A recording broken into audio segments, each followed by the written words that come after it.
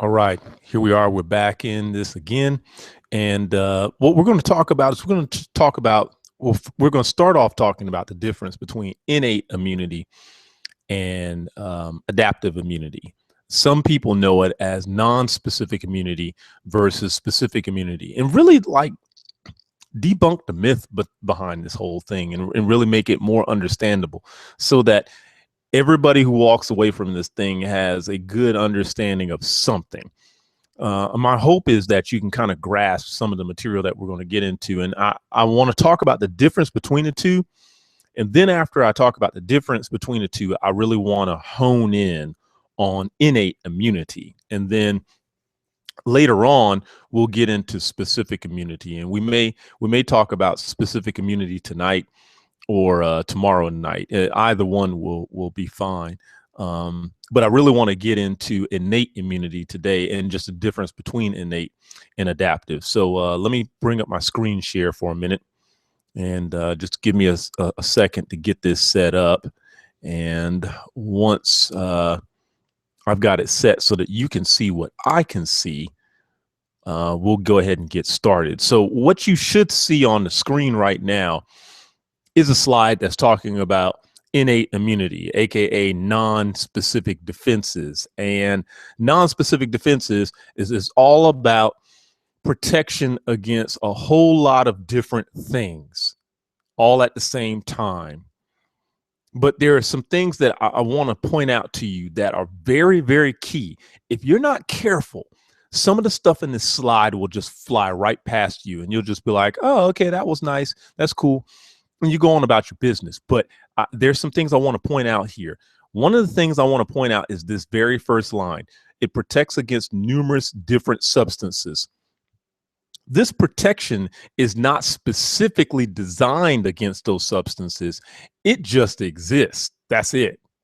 And so it just so happens that its existence works against numerous different things. You're born with these defenses. They are genetically there.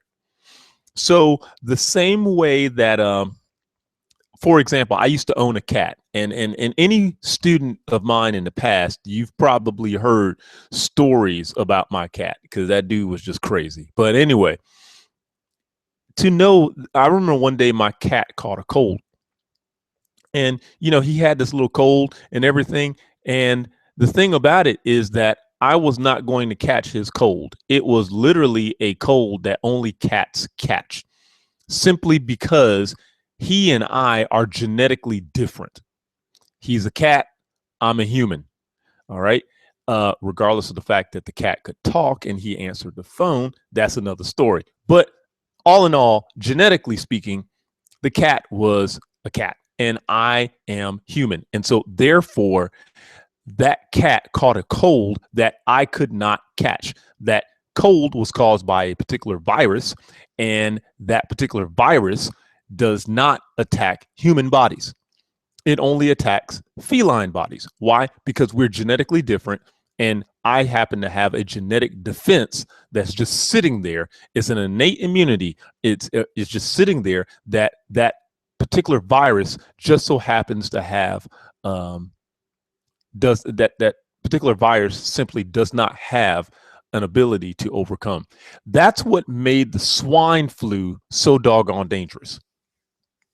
Because the swine flu, it originated as a virus that really only attacked birds. It was the avian flu. And this virus dealt with birds because birds and humans are genetically different. The virus was able to attack and hurt birds, but not hurt humans.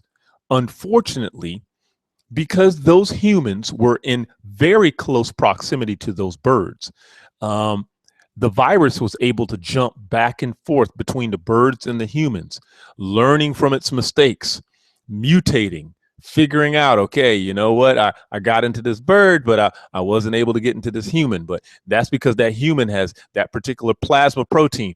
I'm not plasma protein, but it has that specific cellular protein on its cell membrane. Okay, I can't get into that cell that way, but I'll go back to the bird. And so that virus kept going back and forth until finally, not only could he get into the bird, but he could also get into some humans.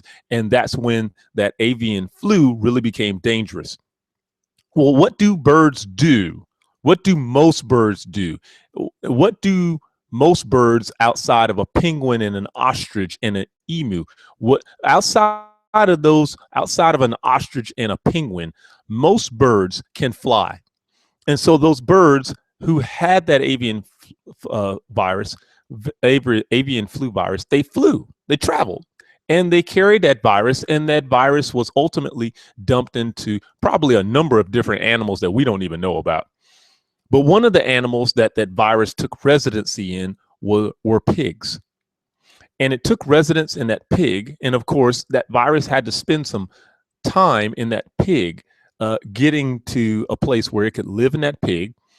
And once it was able to find a way to live in that pig and survive in that pig happened to be in a place where humans and pigs live in close proximity, probably in homes where the animals walk through the home and live in the home. There are some homes where, because they don't have big grandeur, big luxurious homes like they do in,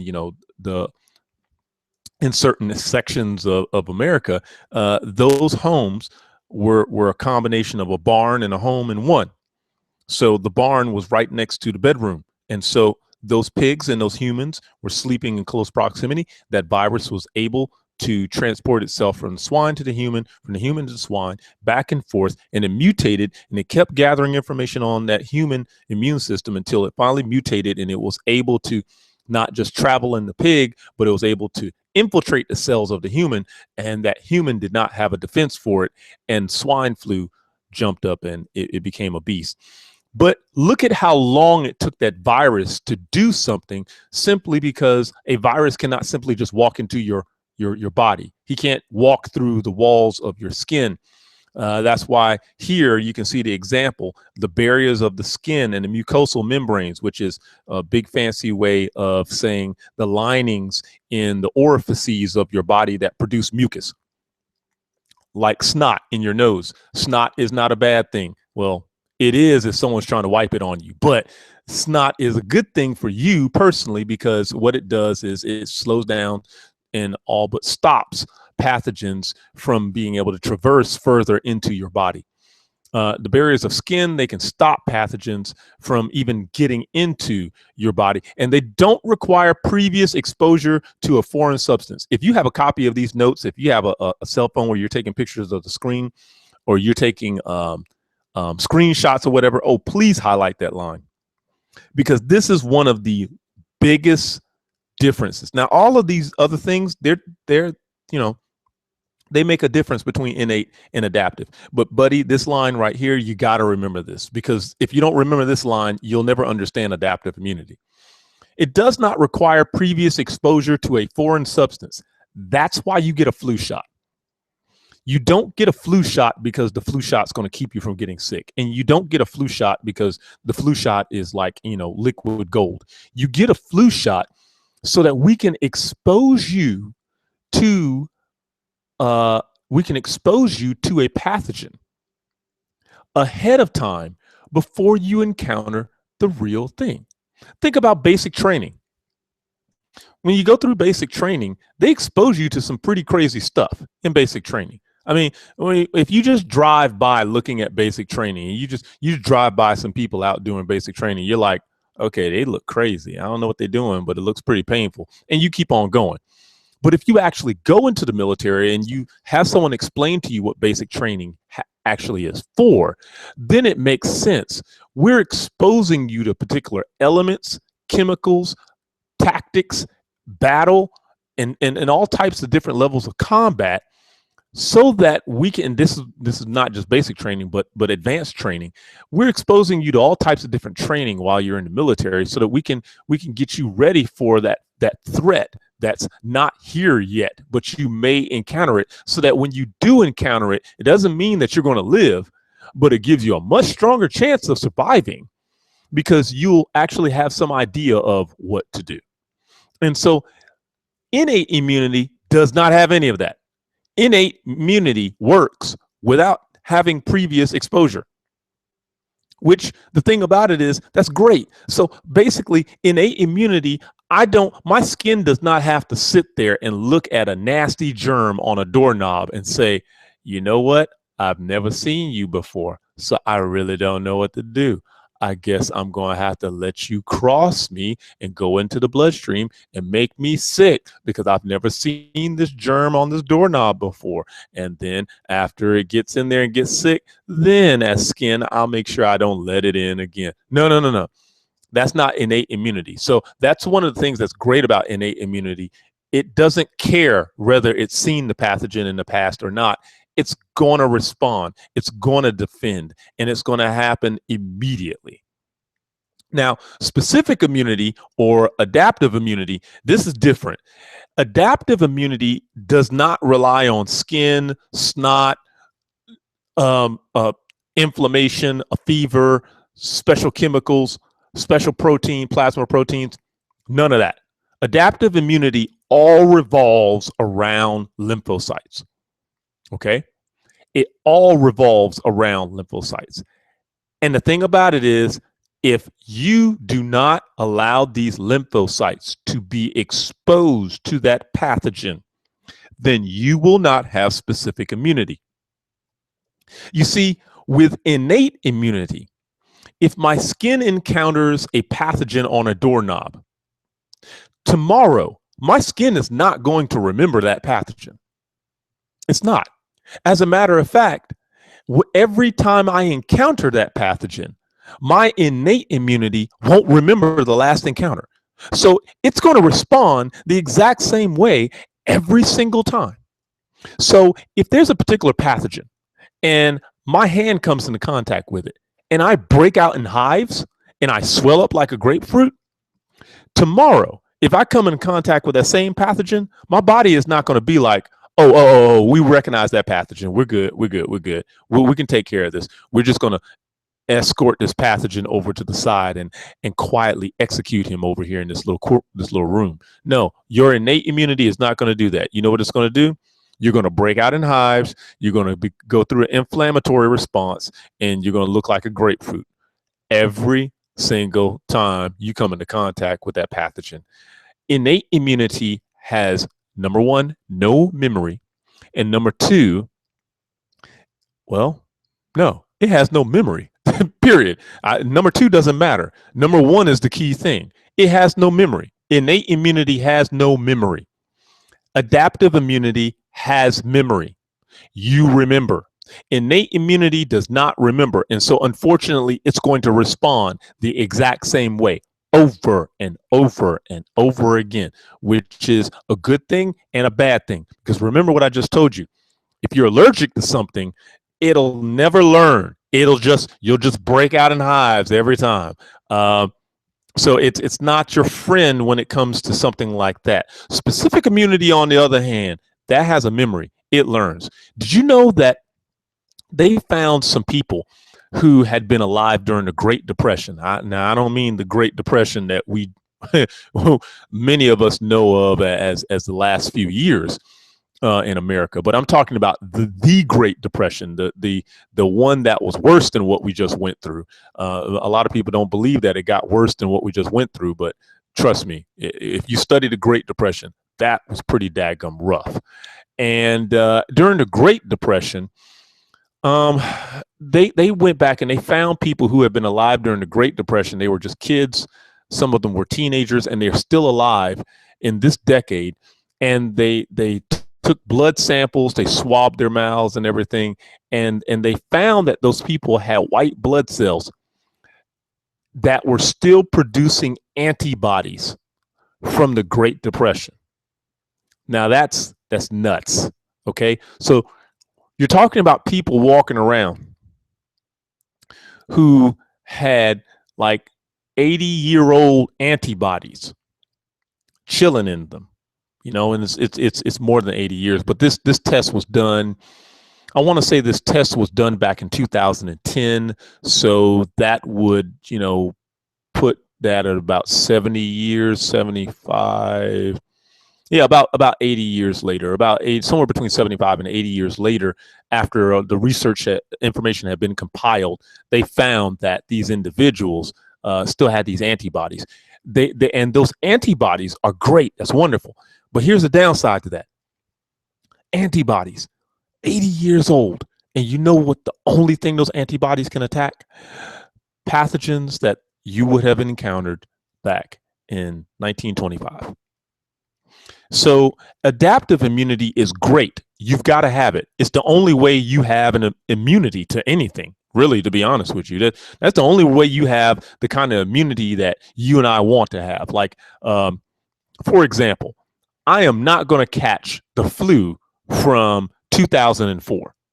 I'm not. I'm not going to develop flu symptoms from a flu virus from 2004. You know why? Because my body was exposed to that virus. It had prior exposure, which was 2004. My body then was able to develop a defense against that particular viral strain. And thanks to it being able to create that defense, adaptive immunity, now the next time I come into contact with that viral strain, I'll have a defense already set up to help me fight it off so that I lessen my chances of being sick. And adaptive immunity is adaptive. So every time you get exposed to that pathogen, your adaptive immunity becomes stronger and stronger and stronger. You notice down here at the bottom, it says that it takes several days to be effective. That's in the first round. But every time your adaptive immunity comes into contact with a pathogen, the amount of time that it takes for your adaptive immunity to strike, it becomes shorter and shorter and shorter. If you've ever heard of a 24-hour bug, 24-hour bug, you get sick, feel like crap, and then like by that night or that next morning, you feeling a total different person. You feeling way better, and you're like, woo, that must have been a 24-hour bug because it really took me out for about a day. And then all of a sudden I had all my faculties back. Well, what had happened was it was probably something that you had encountered once before, and you already had an adaptive immunity against it. And so what would have happened if you had not had an adaptive immunity is it would have taken you out for about 3 or 4 days. But it only took you out for 1 day because you already had that immunity built up against it. And then it works great. Unfortunately, it's really good about viruses, but it's not going to respond to like bacteria that can cause strep throat. So you don't wind up having an immunity to certain things. Things like strep throat, you don't have immunity to strep throat. Sorry. You don't build an immunity off of things like that. But things like to chicken pox, that's why some people have an immunity to the chicken pox. I went to go visit a family several years ago, and they had kids, and the kids had chicken pox, and the mom was like, whoa, whoa, whoa, you might not want to be here to see the kids because they got chicken pox, and you can still get them when you're an adult. And I said, ma'am, I've already had the chicken pox when I was a kid. I had them really bad too. I mean, I had chicken pox for almost a month when I was a kid. And I said, trust me, I'm immune. And of course I walked in and played with the kids and came and talked to the kids and everything and visited them. And I didn't get the chicken pox. However, I've met adults who've gotten the chicken pox at adulthood. And the reason for that is a process we'll have to discuss when we talk about specific immunity, because the one thing you've got to remember is this: specific immunity only works if those lymphocytes are exposed to the pathogen. If they don't get exposure to the pathogen, and then number 2, complete the process to develop immunity, then you're not immune. So basically what that means is you can get sick from something, because when we say you're sick, we're just talking about signs and symptoms.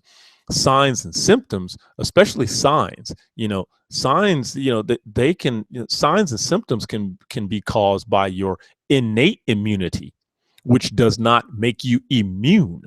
All right. So your innate immunity can render all these signs and symptoms. And then you can turn around and be like, oh, okay, I've got all these signs. Yeah, okay, I've got all these symptoms. Yeah, okay, I've got, I'm gonna be immune to this thing when I'm done. Well, as long as the pathogen was discovered by your, lymphocytes and your adaptive immunity, then yeah, you got a shot. But if those cells didn't get a chance to do anything, nope, not gonna happen. So if we break it down with this overview chart, and this is all before we really get into innate immunity. Here's the immune system at the top, and we say, okay, innate immunity is what you're born with. Adaptive immunity is what you gain. All right.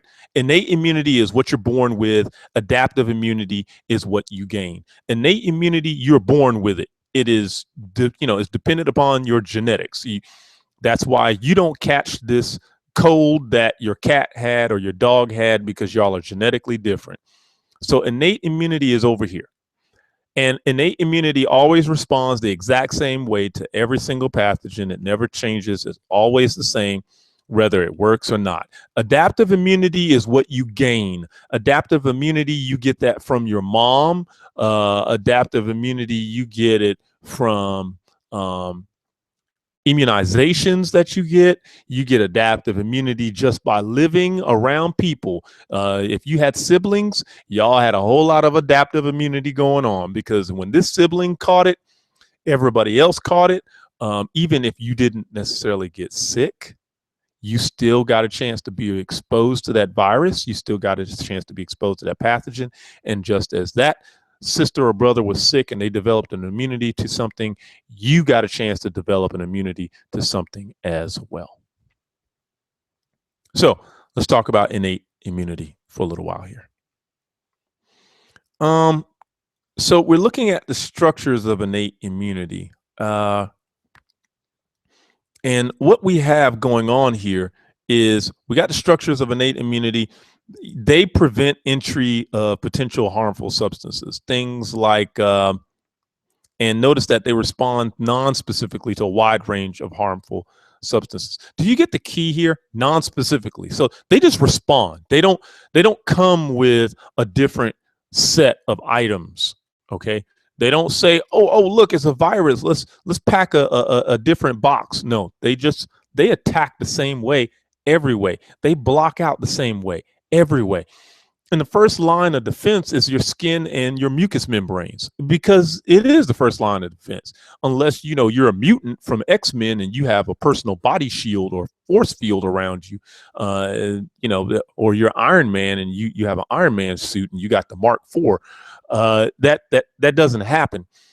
We all have skin. And so the skin is the one thing that we're going to be able to use to keep things out. And that's it.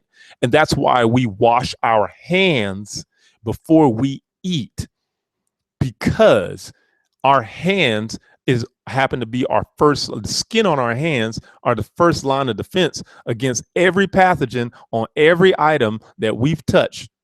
I mean, really, seriously, if you swabbed doorknobs and the doors to a lot of different things, we did a project when we were in college, when I was in grad school, and we swabbed the doors to the faculty lounges with the bathrooms, and we were shocked at some of the stuff that was growing on those doors. And so what some of the guys did was we kind of hung out in the faculty bathroom, and we watched some different faculty go in and out, and we noticed which faculty washed their hands and which ones didn't wash their hands. And then some of them didn't believe in drying their hands before they left the bathroom. So they would just wash their hand with some water. Yeah, that was gross. They washed their hands with some water and then slap that wet hand right on that door handle and walk right out and go right on out the door and get in their car and go home. And I was like, that is so gross. So, they were spreading these pathogens all over the place, and it wasn't getting in them because it was on their skin. Now, the second line of defense is on the inside of you. So this is what you need to make sure you mark and remember. First line of defense is your wall. It's your wall. You have both an external, which is skin, and mucosal membrane, which is more internal type wall. But even though it's internal, it's lining the pathways. It's not inside the tissues. So the first line of defense is really external. It's a wall. The second line of defense is what we do once you get inside. And if you remember my Lord of the Rings mentioning the two towers, um, if you remember that second movie, um, once they got into the city, once they got past the gate, they had to come up with some different things to be able to attack and fight back against the orcs. Um, for the simple reason that now that they're in, our walls are gone. So now that they're in, we're going to have to fight these dudes in an entirely different way. You do the same thing. Second line of defense, you have all types of different functions, and we're going to talk about all of those right now. All right, so the first thing you have for innate immunity is you have a wall. You have a physical barrier, which is your skin. There's very few things that can actually get through the skin. The cool thing about the skin is that you actually release some antimicrobial substances onto your skin, which is a big fancy way of saying sweat, because sweat is one of the primary antimicrobial substances. Sweat actually washes away microbes off of your skin. Sweat has a high concentration of salt and different other ions in it that make it difficult for certain microbes to stay on your skin. It also has a normal flora. Normal microorganisms sit there and live on your skin. They grow on your skin, so don't freak out too much. You do have regular microflora on your skin. They just happen to be there. And the cool thing about it is that if they are living there, there's no vacancy for other microflora to come in and live, which is a good thing. Mucus, you have mucus. Mucin is that MUCIN word, is a special protein that you find in mucus. It's what makes it sticky, and it's great. This stuff actually slows down aggressive pathogens, and that's why it says it suppresses growth of more virulent types. These pathogens, especially bad bacteria, it makes it difficult for bad bacteria to get any further in because they get stuck in the mucus. Now, there's something I want to point out here in this line. It says that, a pathogen can penetrate if the barrier is compromised. The bad thing about it is that if you get a cut, then you have just blown open a hole in that wall and pathogens can get in. Something that just grosses me out is when I'm sitting in a class somewhere and a student walks in and they've got this yellow and green festering wound on their hand or their arm. And I said, have you had anybody take a look at that? And they're like, oh, I'm good. I washed it this morning. And I'm looking at them like, dude, for that thing to be yellow like that and green and everything, and it looks like it's oozing, and the way you scratching it, that's not good. That's not good at all. I had a guy that was in my class one day, and he had a large wound on his arm. It looked like it was probably about, I'd probably say about 2 or 3 inches long on his forearm. His skin around it was yellow with a greenish hue, and there was pus coming out of the wound, and it was pretty very swollen, and it was bulged. And he was sitting in class, and he was quietly scratching it with one of his fingers. And finally, I just stopped him because there was a girl sitting beside him, and she didn't stay beside him very long. She ultimately moved. And I pulled him aside and I said, dude, have you had anybody look at that? And he said, no. And I said, when did it happen? And he said, I don't remember. And I said, how did it happen? And he remembered how it happened. And I said, what were you doing? He said, da, da, da, da. And he told me it. And I said, okay, I'm thinking that this thing has been there for 2 weeks now. And he said, yeah. And I said, did you put anything on it? Peroxide, alcohol? Did you clean it? He said, no, I just washed it today. He had not done anything to that wound for 2 weeks. So I had him go to urgent care immediately after class. And he called me 2 days later.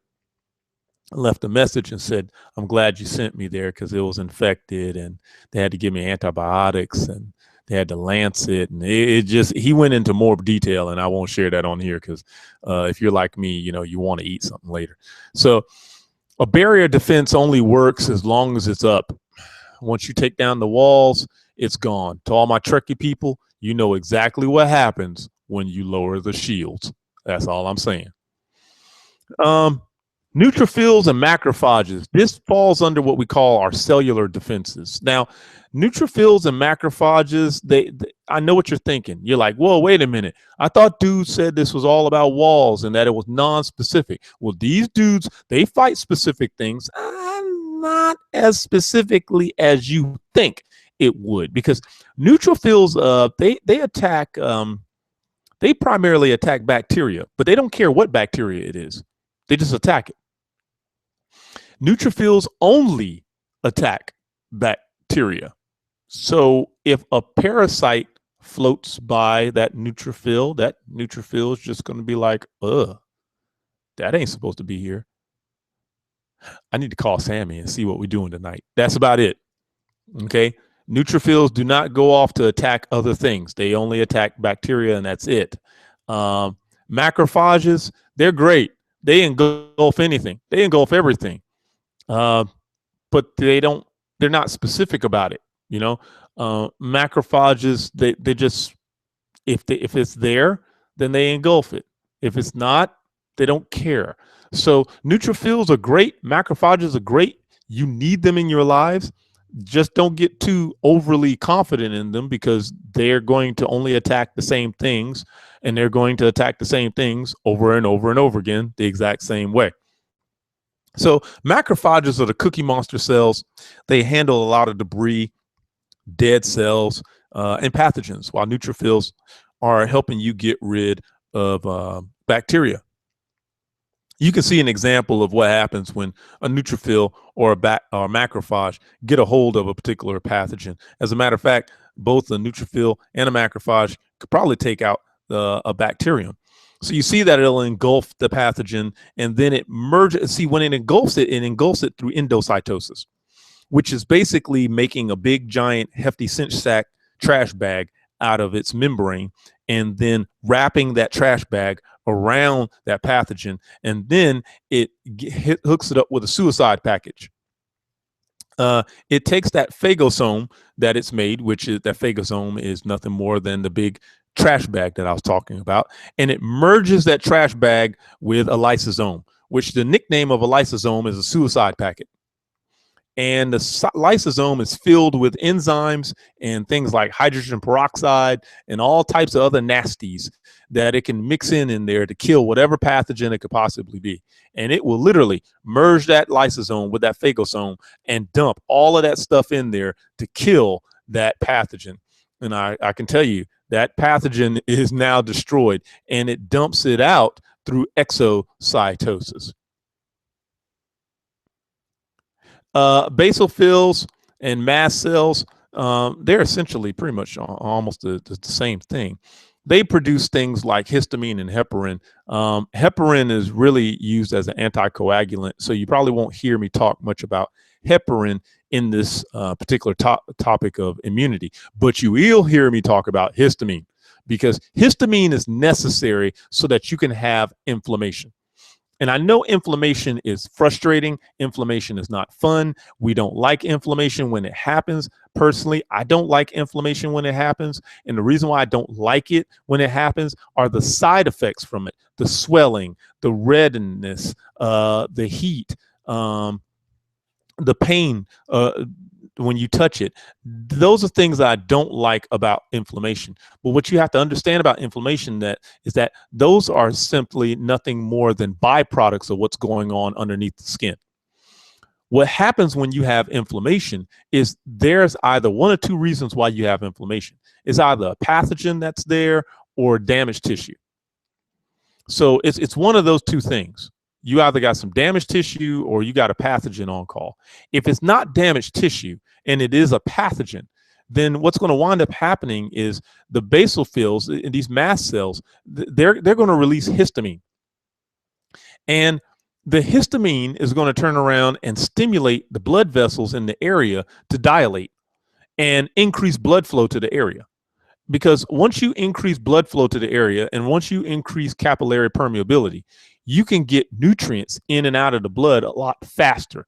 What are these nutrients for? These nutrients are for feeding the surrounding cells so that they can destroy the pathogen, work to get rid of any pathogens that are there, and then clean up the mess a lot faster. So inflammation is good internally. It's just frustrating externally.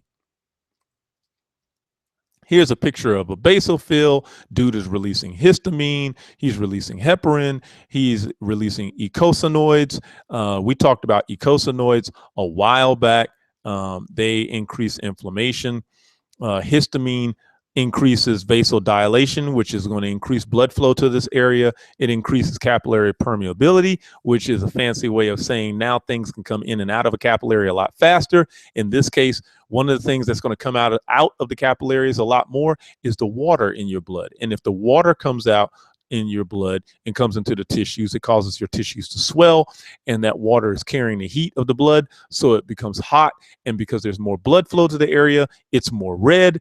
And so now you have an area that's swollen, it's puffy, it's reddened, it's hot, and if it's around any nerve endings, it hurts.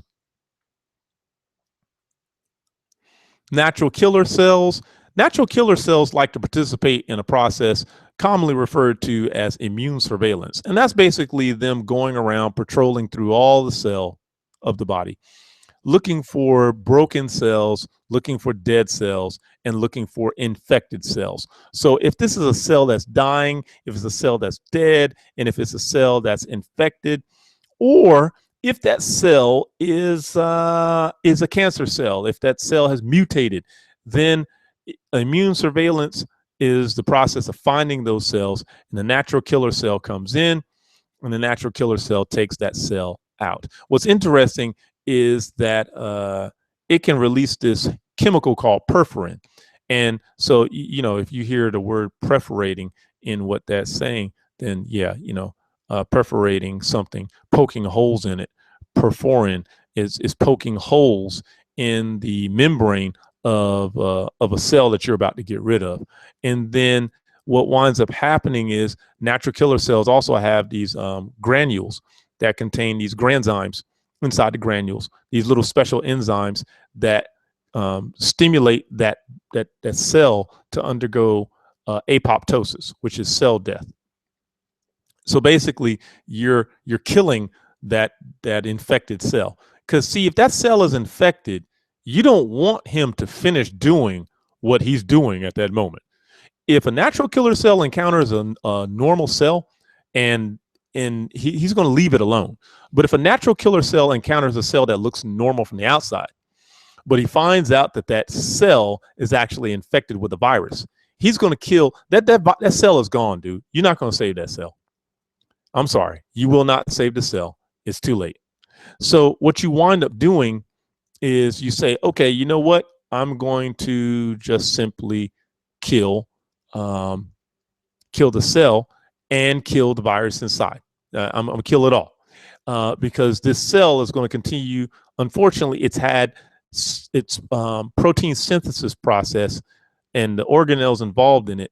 They've been hijacked. They're being used, and I can't stop that. So what I'm going to do is I'm just going to destroy the entire thing. I'm going to destroy this little factory because what he's doing is this one virus is inside of this, is turn this normal cell into a virus producing factory.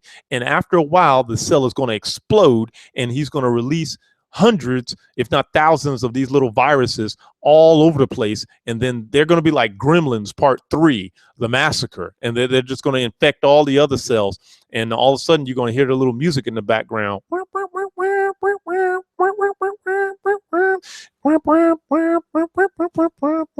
know, and all the little gremlins are doing their little thing. And they are literally infecting all these other cells. And that's going to be terrible. So natural killer cells come in, and they just program that cell to die, and that stops that process. Okay, we just finished talking about that, and I did my little gremlin impersonation with the music there. Eosinophils, they target parasites. Now, you got to understand that eosinophils are not the size of a parasite. Parasite's huge. You're not going to have the average parasite hiding inside of a cell. Generally, you know, more common parasites that you can pull up on Google or something, or parasites that you can either see under a microscope or a low-powered microscope at that. They're pretty big. They're multicellular structures, so that they're not. Some of them are pretty large, and some of them are small. To destroy them, what we're going to use is we're going to wind up using a combination of things. The eosinophils, they produce enzymes that actually poke holes in the membrane of a parasite so that we can destroy them. And it's better off explained when you look at this picture. You can see the eosinophils jacking this parasitic worm. You can see the size difference between the parasitic worm and the eosinophils, but the eosinophils are releasing cytotoxic chemicals that are going to poke holes in the parasitic worm and cause the parasitic worm to actually fall apart and die. If you're trying to think of, okay, what does that look like? If you remember in the Matrix movie, I forgot what those things are called, but they were the little robots, the Sentinels. You remember the Sentinel robots in the Matrix movies, and when they were flying in the little vehicles, they looked like underground subs, and they were in the Nebuchadnezzar, and the Sentinels had the little 8 arms, or I can't remember how many arms they actually really had, but they had the little robotic arms, and they had the little lasers, and they were drilling holes to get inside the ships to kill the people. That's what eosinophils do, except they don't look as cool. They release cytotoxic chemicals and they poke holes, because once you poke a hole, start poking numerous holes in this organism, the organism is going to die. Interferons are exactly what the name implies. They interfere with the general mechanisms of a virus. So what winds up happening here is, you look in here, it says there's a group of antimicrobial proteins. They're a defense mechanism against viral spread.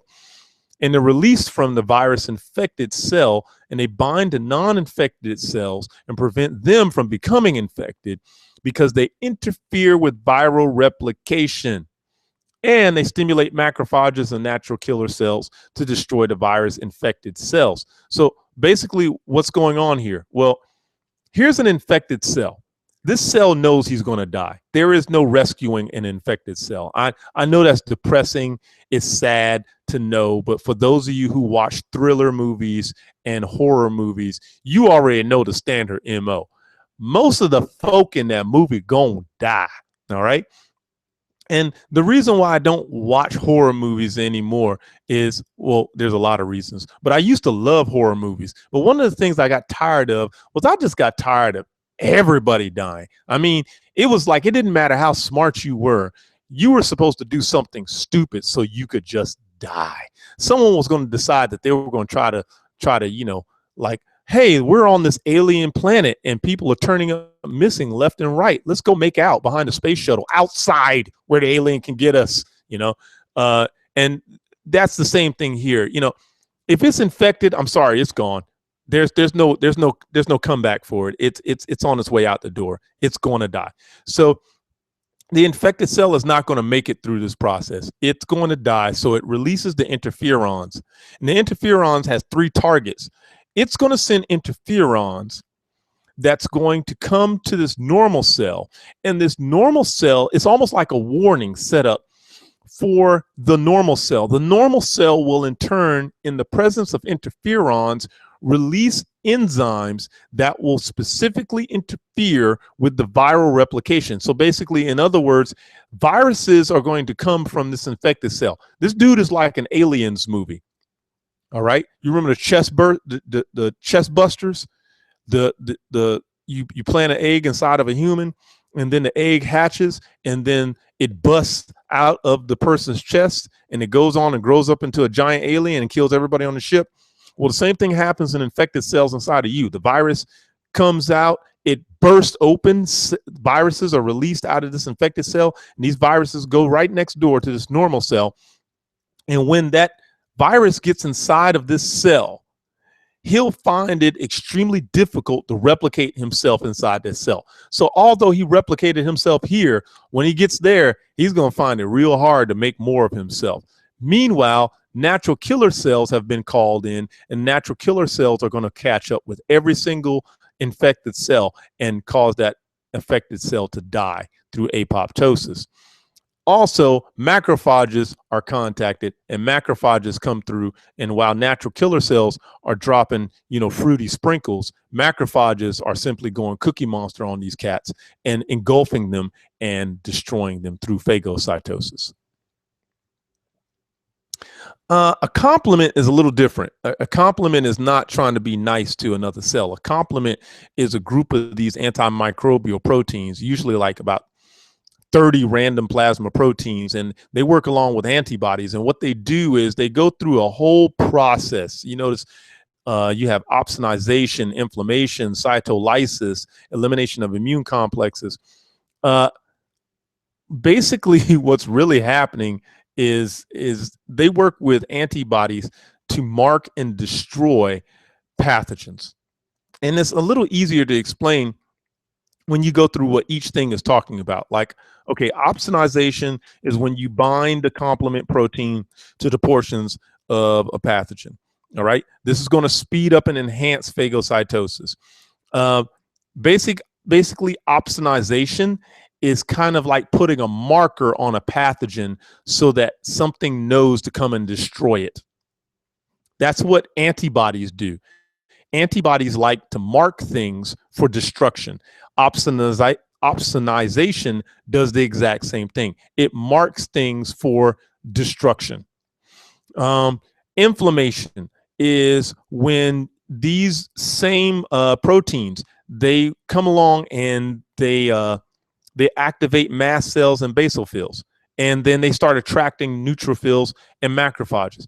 Because, for example, let's say you cut yourself while you're working outside. Let's say you're working outside and you're cutting the lawn and stuff, and you're moving things, and your finger gets a cut in it on something. Well, complements, what they do is they can help increase the inflammatory response to speed up the healing and the immune response by sending out signals to activate mast cells and basophils, because then they release histamine, which histamine usually starts inflammation. So if you're releasing histamine while you're undergoing inflammation, then it's just going to enhance the inflammatory response.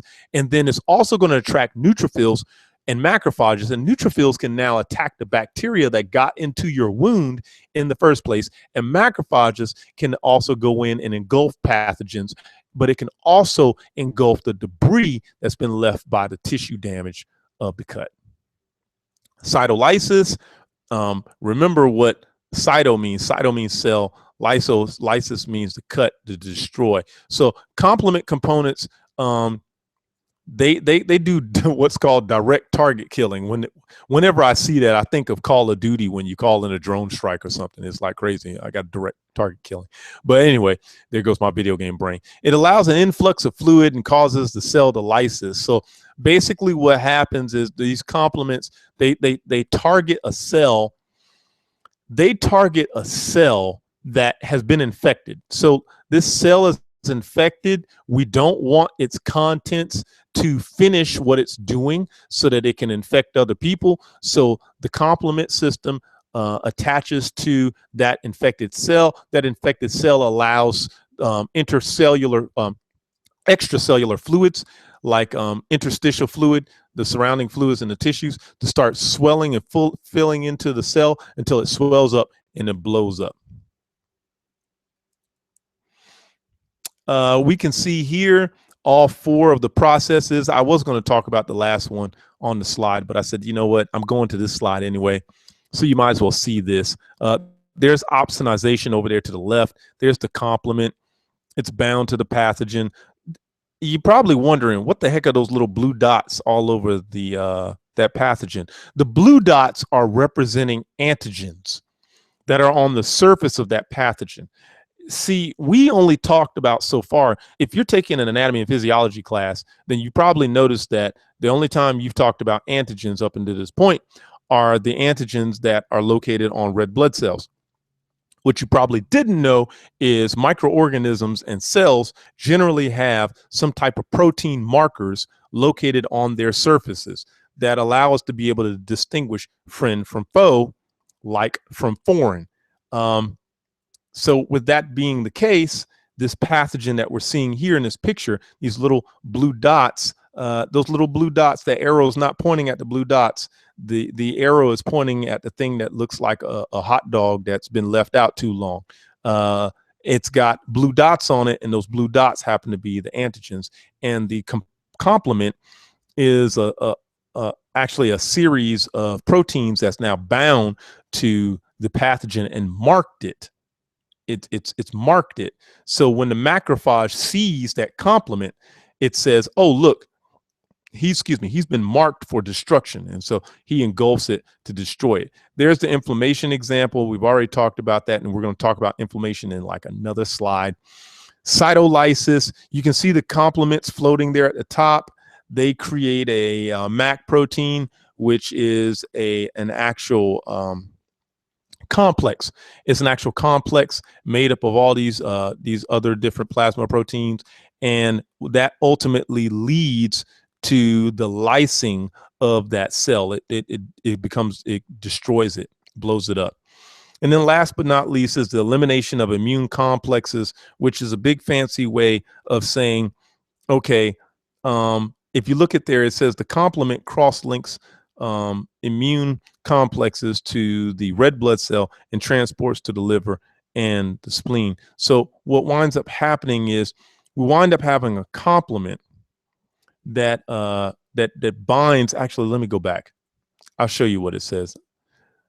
The macrophages strip complexes and destroys them. So in other words, in this case, the complements come in and they help the antibodies to mark things for destruction so that they can be taken to places like the liver and spleen and ultimately removed from circulation. And a perfect example of that is this red blood cell. This red blood cell is probably worn out or dead. And either way, it's got to be removed from circulation, because remember, red blood cells don't have nuclei, they don't have ribosomes, they don't have mitochondria, so they can't repair themselves. So once it becomes damaged, it's useless. So we might as well mark it for removal. Inflammation, we talked about that a little bit earlier before. One of the things that you can learn from inflammation is this picture of this kid sitting on their skateboard with their legs scratched up, trying to look all tough and everything because they got a scratch.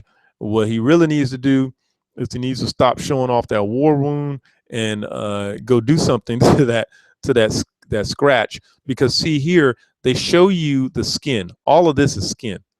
And you'll notice that this purple layer here and this whitish layer up there, all of that is the epidermis. And then this layer right here is the dermis. Now, the dermis is made out of connective tissue, but the epidermis is made out of epithelial tissue. And whatever cut he got on his leg went all the way through the epidermis and right in at a diagonal angle into his dermis. And these little weird things that look like rabbit food is actually bacteria. And the bacteria got in there immediately. I mean, whatever he scraped his leg on, if he scraped his leg on the concrete, that bacteria was sitting there on the concrete, minding its own business. And so he basically scraped that bacteria right into the cut. So now the bacteria are in here, and the bacteria are going around, and bacteria replicate.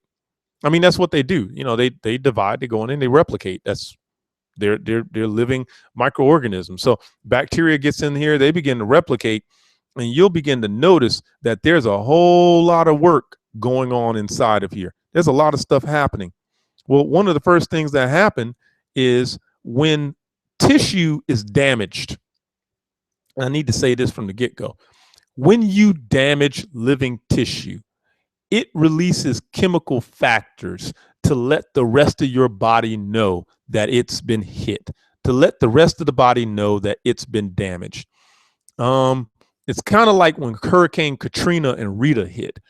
When Hurricane Katrina and Rita hit, one of the things that we learned the hard way was that we had bad communications set up down at Katrina and Rita's landfall. I had two students who were part of emergency rescue teams, and they went down during the semester. And what they did was they did something really cool. They would call us. I think they were gone for 2 weeks. Yeah, they were gone for 2 weeks, and they called us on both weeks as a class to tell us what was going on while they were there. And they talked about, communication. It took a long time to establish communication, so everybody on the outside would know what was going on, not for media purposes, but so we could get help in. And so the same thing happens when you get a cut. The surrounding tissues those surrounding cells, they start releasing chemicals that lets the rest of the body know, hey, we've been damaged. We got some bad news here. And so as we can see here, there's those cells release chemicals, and that stimulated the mast cells. And then the mast cells start with step one. They release inflammatory and chemotactic factors. In other words, this is a fancy way of saying, hey, we're releasing more chemicals to tell more people. And so then the basophils release chemicals, and that starts to attract things like neutrophils. And then you can see the vascular changes happening because the histamine is being released from the basophils as well. You got vasodilation, increase in capillary permeability, and then we've got the CAMs being secreted or stimulated. We got the CAMs out here, and that's going to kind of tell the cells where to get off on this trip. And then we get to number 3, recruitment of immune cells. And that's when we have these cells, they show up, they see the CAMs, they know where to exit the bloodstream, which is right here. And through diapedesis, which is a way of, it's almost like an amoeba squeezing through a hole. They squeeze through this hole, and then they start dealing with chemotaxis. And you see this macrophage, he immediately begins to engulf bacteria. And then we have plasma proteins that start to get out here and do their thing. And these plasma proteins are probably going to be our friends, the markers. They're going to wind up being the ones that we were just talking about with optimization and all that, the complement proteins. And so the complements come in and they start marking these bacteria and infected cells for destruction. And then we wash the area by gathering debris and other pathogens that we may have missed and damaged cells, and allowing them to flow into our lymphatic capillaries to be removed and cleaned out. I think we got 2 things left to talk about, and then we'll call it in from the day. And that is a fever, and a fever and the inflammation. That the other stuff is stuff you can read. Those are things that are easy. But a fever is basically anytime we elevate the body temperature at least 1 degree Celsius from normal. If you're talking about Fahrenheit, basically a fever is considered when your body goes over 99.1 degrees Fahrenheit. Normal body temperature is 98.6 degrees Fahrenheit. When you go over 99, that's when we consider that a fever. So the minute you go over 99 degrees Fahrenheit, we consider that a fever. The bad news about it is if your fever is 99.5, it looks like a wussy type temperature, but you can feel like garbage with a temperature of 99.5. You can really feel bad. You release a fever because it's kind of the napalm bomb of innate immunity. You release a fever when you are absolutely certain that you have a pathogen and you've just got to kill every single buddy in the proximity, in the existence. So what winds up happening is you wind up releasing what's called pyrogens. An example of a pyrogen is interleukin-1, and it is a very common pyrogen that's discussed in textbooks. Um, and you release this simply because you came into contact with some kind of toxin, or maybe it was a drug reaction. It doesn't matter. You get a fever. A perfect one is like a toxin from an infectious agent. That's usually the one that we usually talk about in here. Because, and the reason why I say that is because, like with food poisoning, people typically get a fever with food poisoning. Well, what happened? Well, you ate something that had some type of pathogen in it, and bacteria are good for it. Oh gosh, bacteria are good for it. Bacteria will come into a place, they'll start getting active. Bacteria pretty much, they live off of the same things inside your body that your cells do, except some bacteria are not supposed to be there, or some of the bacteria that's supposed to be in your body are just in the wrong place of your body. And those bacteria get in, they get active, and they begin to secrete toxins, which are oftentimes a byproduct of something else important that they were doing. So it's not that the bacterium is sitting there saying, oh, let me make this so I can make this person sick so they'll kill me. Instead, the bacterium is just saying, hey, I'm busy over here doing something. Thanks for the snack. And in the process of making the snack, some type of biochemical process makes a side production of a toxin, which of course is bad for us. Sometimes you get a fever through trauma and brain tumors.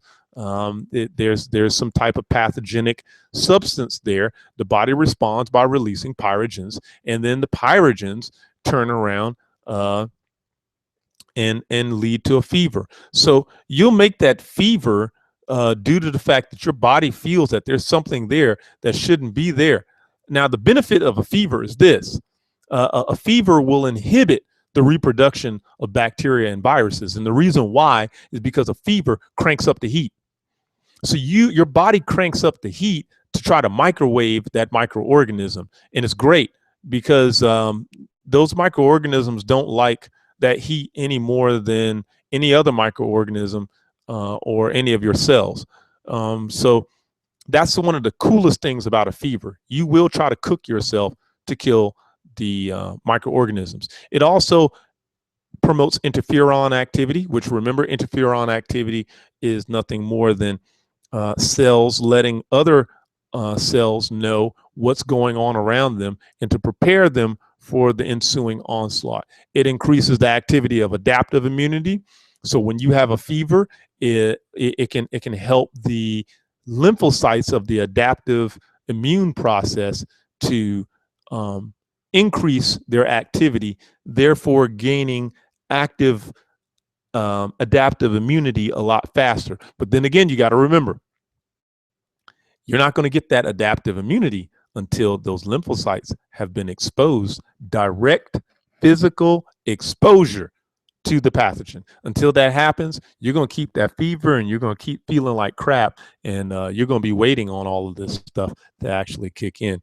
It increases CAMs on the endothelium of the capillaries and lymph nodes, which is great because if you increase CAMs, then you increase the markers that open up and allow your immune cells to exit blood flow and get into the surrounding affected tissues. And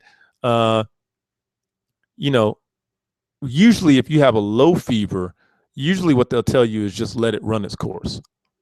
Because if you have a low fever like 99.1 or 99.8, they usually tell you just let that do its thing, because that fever is slowing down the pathogens and it's speeding up your immune cells. So it's like playing a video game. If you have a special item that's going to slow everyone else down but speed you up, that's going to be perfect, man. Let's run with that. And that's exactly what a fever is doing. Fever becomes a problem when it starts getting above 100. We kind of have to be careful with that because a high fever can have a negative effect on you. And one of the people that you have to be careful of with a high fever is a child, especially like an infant or a toddler. You got to be real careful because a child, an infant, their brains have not fully developed that thermoregulatory center that allows you to come off of a fever after a certain period of time. So you'll notice that whereas you and I, we get a fever, our fever is up for a little while and then poof, it's gone. It comes, it goes, it comes, it goes, it does its job, and then it's out. It kind of knows when to go. However, when that child gets that fever, when that toddler gets that fever, that dude keeps that fever for a while. And then before you know it, you're having to cool his body down yourself. And you want to be careful of that because high heats can cause a denaturization or a denaturation of a protein. In other words, when you denature a protein, one of the easiest ways to do that is just add heat. I mean, you do it all the time when you cook. When you cook something that has protein in it, you cause that protein to become denatured. And you have to be careful with that protein because a protein functions based on the shape of its chain. So if you start heating a protein, that protein may unfold. It may change its shape. And when you change its shape, you change its functionability. And when you change its functionability, you change its ability to be used. And if it can't be used, then it's useless and you're going to suffer because there's like 40,000 different types of proteins you can make. And a lot of those proteins are used as enzymes and hormones and all types of other things. Some of them are used, I don't know, like hemoglobin. And you start changing the shape of these proteins, they can't do what they're supposed to do. And you could wind up having a fatal result. That's why it says it can cause possible seizures, brain damage, and even death. So that's where we're going to stop. I've rambled on long enough. I think we'll end with that one, and we'll come back to getting with this a little later on.